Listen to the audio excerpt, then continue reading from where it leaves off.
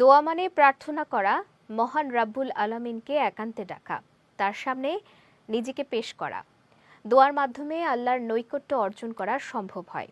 তবে রাসূল সাল্লাল্লাহু আলাইহি ওয়াসাল্লাম কয়েকটি বিষয়ে কখনো আল্লাহর কাছে চাইতে নিষেধ করেছেন। শেখ তাসফিয়া করিম জানাচ্ছেন বিস্তারিত। আল্লামা তিবি রহমতুল্লাহি আলাইহি বলেন, দোয়া হচ্ছে আল্লাহর কাছে বান্দার সর্বোচ্চ বিনয় প্রদর্শন এবং তার কাছে নিজের মুখাপেক্ষিতা প্রকাশ করা এবং তারই কাছে আশ্রয় গ্রহণ করা। এজন্য আমাদের উচিত জীবনের প্রতিটি মুহূর্তে দয়াময় আল্লাহ তাআলাকে স্মরণ করা, যে কোনো প্রয়োজনে আল্লাহর কাছে আত্মসমর্পণ করা এবং আল্লাহর কাছেই সাহায্য চাওয়া।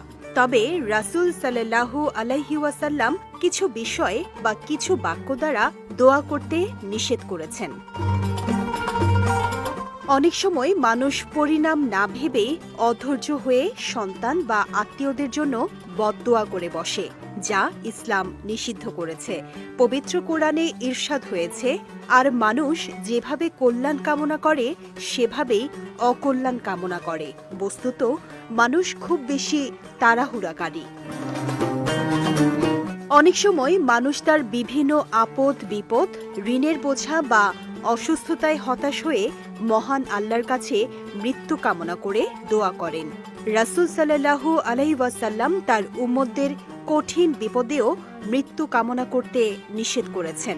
হাদিস শরীফে ইরশাদ হয়েছে, রাসূলুল্লাহ সাল্লাল্লাহু আলাইহি ওয়াসাল্লাম বলেছেন, তোমাদের কেউ যেন মৃত্যু কামনা না করে এবং মৃত্যু আসার আগে যেন মৃত্যুর জন্য দোয়া না করে, কেননা তোমাদের কেউ মারা গেলে তার আমল বন্ধ হয়ে যায়, আর মুমিন লোকের বয়স তার কল্যাণই বাড়িয়ে থাকে।